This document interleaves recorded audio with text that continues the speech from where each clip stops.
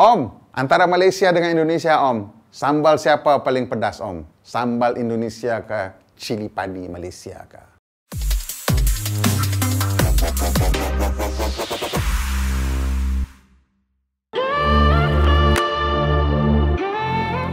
Untuk memulakan video hari ini, kita nak cerita sikit tentang industri di Indonesia dengan Malaysia lah. Di Indonesia sebenarnya dia punya penduduk lebih ramai kan, jauh lebih ramai daripada kita, 10 kali ganda. Jadi angka jualan di sana pun adalah lebih besar daripada kita, tapi taklah 10 kali ganda. Memandangkan jumlah penduduk dia orang begitu ramai, angka jualan dia orang sebenarnya taklah banyak sangat, tapi adalah hampir 2 kali ganda jualan di Malaysia. Jadi kita tengok statistik ni untuk daripada tahun 2019 lah. Kenapa kita kena tahun 2019? Sebab tahun 2020 pandemik, jadi nombor tak cantik sangatlah kan.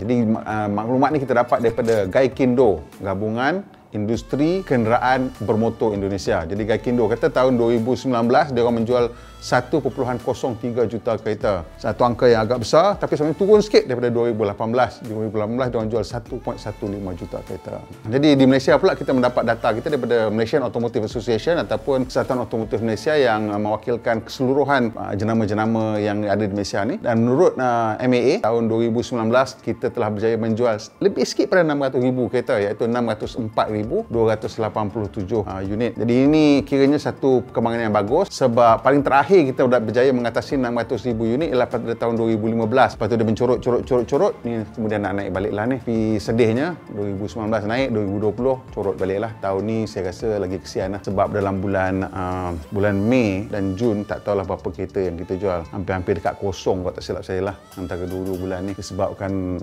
bulan Jun lah terutamanya hampir tak ada kereta lah saya rasa yang dijual. Jadi keadaan yang agak teruk sikit lah. Tapi apapun, hari ni kita tak nak kisah tentang angka jualan, kita nak tengok cerita rasa rakyat Malaysia dengan Indonesia. Jadi awak rasa-rasa lah kan, di Malaysia dengan Indonesia ni apa perbezaan paling besar dia? Kita dua-dua rumpun yang sama, makan sambal yang sama, suka balik kampung. Kalau balik kampung macam-macam nak bawa, suka balik kampung balik ramai-ramai. Jadi adakah kita punya angka jualan kita juga akan tunjukkan benda yang sama?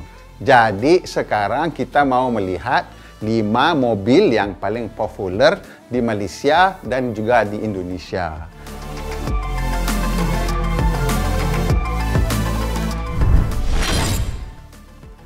Kita mulakan dengan tempat ke-5. Di Indonesia ialah satu kenderaan yang saya rasa tidak mungkin akan sampai ke Malaysia, iaitu Toyota Calya. Jadi mobil Calya ini harganya di Indonesia bermula dari 148 juta rupiah dan paling mahalnya 167 juta rupiah. Ianya sejenis kenderaan MPV, kenderaan keluarga. Dan di Malaysia kalau kita tukar harganya lah antara 42 hingga 47 ribu ringgit. Jadi harga ini saya nampak kereta ini di Malaysia tidak ada. Tetapi adakah ini kereta yang akan datang ke Malaysia? Kemungkinan juga, kerana ada ura-ura yang dikatakan kereta ini akan menjadi mungkin Perodua Beza, saya tak tahu. Pasal Perodua Beza juga sudah berlama umurnya. Dan di Indonesia mereka telah berjaya menjual 54,549 unit Toyota Calya ini untuk tahun 2019. Ini berbeza dengan di Malaysia. Di Malaysia di mana orang Malaysia lebih sukakan kereta sedan. Kereta Malaysia belum lagi menjadi betul-betul pasaran MPV ataupun SUV. Masih lagi orang meminati kereta sedan. Jadi di Malaysia di tempat nombor 5 ialah Honda City. Jadi Honda City ini berharga antara 258 juta rupiah hingga 369 juta rupiah, ataupun kalau dalam ringgit Malaysia 73,851 ringgit sehingga 105,610 ringgit. Jadi anda lihat di sini ada perbezaan harga yang begitu tinggi, besar sekali ya perbezaan harganya di tempat nombor 5. Jangan ingat harganya akan terus naik lah. Harga ni dia berbeza-beza, dia akan turun dan akan naik. Tapi untuk yang di Malaysia ni saya rasa ini harga yang paling tinggi, dia akan menurun lagi. Di Indonesia pula kita tengok macam mana harganya. Nombor 4 ni Toyota Rush. Nampaknya Toyota berjaya mengekalkan cengkamannya ke atas pasaran Indonesia. Jadi Toyota memang satu jenama yang sangat kukuh di Indonesia dan mereka telah berjaya menjual 61,596 unit Toyota Rush. Jadi harga di Indonesia Toyota Rush ini bermula dari 249 juta sehingga ke 270 juta rupiah. Di Malaysia kalau ada dijual harga yang sama antara 71 sehingga 77 RM400,000. Memang Toyota Rush ni ada dijual di Malaysia dalam dua bentuk, iaitu sebagai Pro 2 Arus dan juga Toyota Rush. Kalau kita nak tengokkan, Pro 2 Arus harganya murah sikit daripada ini. Kalau Toyota Rush lebih mahal daripada ini. Jadi ini sesuatu yang agak pelik bila kita tengokkan di dua negara ini, satu produk dijualkan pada tiga kedudukan harga yang berbeza dalam dua jenama yang berbeza. Saya tak kira di Indonesia ada dibawa masuk Pro 2 Arus, tetapi di Malaysia dijual sebagai dua, iaitu Pro 2 Arus dan Toyota Rush. Di Malaysia kita belum lagi ada dalam senarai ini, masih lagi belum ada MPV ataupun SUV, kerana di tempat keempat ialah Proton Saga. Jadi Proton Saga ini dihasilkan oleh syarikat otomotif pertama yang ditubuhkan di Malaysia, iaitu Proton, dan ianya dulu-dulunya inilah kereta yang paling popular, sangat-sangat dan sukar untuk diganggu-gugat, tapi sekarang popularitinya sudah banyak jauh menurun dan tahun 2019 Proton telah berjaya menjual 38,144 unit Proton Saga. Jadi Proton Saga ini popular kerana harganya. Jadi untuk sebuah kereta sedan, harganya bermula daripada RM32,800 hingga ke RM42,800. Jadi RM10,000 beza antara murah dan mahal. Kalau kira duit Indonesia, dari 114 juta sehingga ke 149 juta rupiah. Jadi kita tengok di sini Malaysia masih lagi mahukan sedan.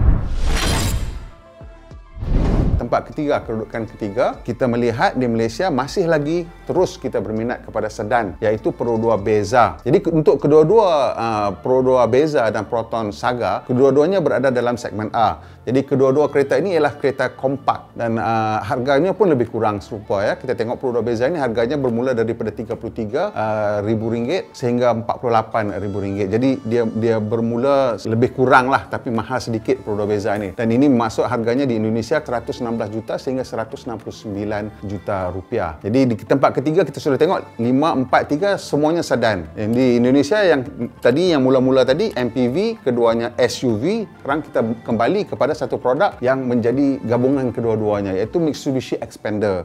Xpander ni mungkin ada orang kata lebih MPV dari SUV, tetapi bila dipasarkan di Malaysia dipasarkan seolah-olah seperti crossover. Dan di Indonesia juga saya percaya ada versi crossover. Dan juga ada bentuknya juga lebih garang daripada MPV biasa, lebih ada gaya-gaya SUV juga. Jadi Mitsubishi Xpander di Indonesia telah berjaya menjual 62,666 unit dan harganya iaitu tinggi ya, antara 68,000 sehingga 80,000 ringgit, ataupun jika di Indonesia 221 juta rupiah sehingga 281 juta rupiah. So ini satu kenderaan yang berharga tinggi sebenarnya untuk menduduki tempat ketiga. Pasal kalau anda tengok nanti senarai ini, harganya kita sudah tidak naik lagi sehingga setinggi ini seperti di Indonesia. Di tempat kedudukan kedua ini, di mana saya tengok mungkin ada persamaan, iaitu dua-duanya hatchback dan dua-duanya ada berada pada mungkin sekitar harga yang sama, iaitu di Indonesia kenderaan kedua paling popular ialah Honda Brio. Jadi Honda Brio ini mereka telah berjaya menjual 70,344 unit di Indonesia pada harga antara 151 juta hingga 205 juta rupiah, ataupun antara 43 sehingga 58,000 ringgit. Ini satu harga yang sangat tinggi untuk di Malaysia. Kalau dia bawa masuk ke Malaysia pada harga ini, saya rasa mungkin agak sukar untuk dijual, kerana bila kita tengok di Malaysia kedudukan kedua dimiliki oleh Pro 2 Asia. Di Pro 2 Asia telah berjaya mencapai jualan 67,267 unit, tapi pada harga yang jauh lebih murah daripada Brio, iaitu antara RM23,367 hingga ke RM41,427. Dan ini bermaksud antara 81 juta rupiah sehingga 144 juta rupiah. Maksudnya Asia yang paling mahal sekalipun masih belum lagi mencapai harga Brio yang paling murah. Jadi ini yang menyebabkan Asia ini popular, dan saya rasa disebabkan di Indonesia tidak ada syarikat lain yang cuba menghasilkan kereta kompak ataupun kereta hatchback pada harga yang betul-betul mampu milik seperti yang ada di Malaysia yang dilakukan oleh Pro 2. Saya rasa inilah kenapa Honda Brio sangat-sangat berjaya di Indonesia dan menggugat kedudukan Toyota sebagai jenama paling popular di Indonesia. Jadi di tempat teratas di Indonesia ialah mobil yang paling popular di sana ialah Toyota Avanza. Di Avanza telah berjaya mencapai jualan 86,374 unit. Ini sebenarnya lebih kurang sama ya dengan Pro 2 Myvi, iaitu kereta paling popular di Malaysia dengan angka jualan 81,996 unit kenderaan. Jadi kita tengok dari sini perbezaannya daripada segi harga ya. Toyota Avanza di Indonesia mempunyai harga antara 55,000 sehingga RM69.000. Itu kalau ditukarkan ya, tapi di sana sebagai 196 juta sehingga 243 juta rupiah. Ini harga ini kalau di Malaysia adalah terlalu rendah. Kalau di Malaysia harganya bermula sekitar permulaan harga paling tinggi. Saya rasa lebih pada RM70.000 sekarang daripada di Malaysia dan hampir ke pertengahan RM80.000. Jadi ini antara saya rasa faktor yang penting mengapa menjadikan Avanza sangat-sangat popular. Itu faktor harga yang sangat mampu milik untuk pasaran di Indonesia. Yang paling popular di Malaysia ialah produk Myvi, iaitu sebuah hatchback dalam segmen B yang mempunyai harga antara 41 sehingga RM52.000. Jadi anda boleh lihat bagaimana harganya juga jauh lebih rendah daripada kereta yang nombor 1 paling popular di Indonesia, iaitu antara 144 juta hingga 184 juta rupiah. Juga bila kita lihat senarai kenderaan yang ditawarkan di Malaysia, antara 5 yang paling laris, 4 adalah daripada jenama tempatan, 3 daripada Perodua dan 1 daripada Proton. Jadi ini menunjukkan bahawa kemungkinan bila adanya jenama tempatan, jenama tersebut menjadi semakin popular, walaupun secara asasnya mungkin produk-produk yang dihasilkan adalah rekaan semula daripada produk asal yang dihasilkan oleh syarikat Daihatsu daripada Jepun untuk Perodua, tapi untuk yang Saga itu memang produk asli dari Malaysia. Perbezaannya mungkinlah syarikat tempatan memahami dengan lebih bagus, mungkin saya tak kata benar, mungkin memahami dengan lebih bagus permintaan ataupun cita rasa tempatan. Okey, so sudah habis senarainya. Jadi anda boleh lihat dari situ angka jualannya untuk setiap unit daripada nombor 5 sampai nombor 1 lebih kurang sama, tetapi jenis kenderaan yang dijual adalah berbeza. Sama ada ini memang sebenarnya atas dasar cita rasa ataupun tidak, saya tidak pasti, kerana untuk tahun 2020 Toyota Avanza jatuh ke tempat ketiga di Indonesia. Nombor 1 sekarang ialah Honda Brio dan kedua ialah Suzuki, dan tempat kedua ialah Suzuki Carry, dan kedua-duanya mempunyai harga yang jauh lebih rendah daripada Avanza, harga yang lebih sama sekitar Brio. Jadi mungkinkah 2020 akibat ekonomi ke apakah, mungkin populariti kenderaan yang lebih murah ataupun yang atas dasar semua orang mahukan hatchback dan sudah tidak berapa menggemarkan MPV, saya tak tahu. Ini mungkin kita kena tengok trend yang lebih panjang lagi. Tapi di Malaysia trendnya kekal, model-model ini lebih kurang itu juga yang akan terus menjadi raja-raja di jalan raya. Myvi is still king. Kalau awak teringin nak tengok lagi mungkin senarai kenderaan-kenderaan popular berbanding dengan Malaysia seperti di Thailand ke,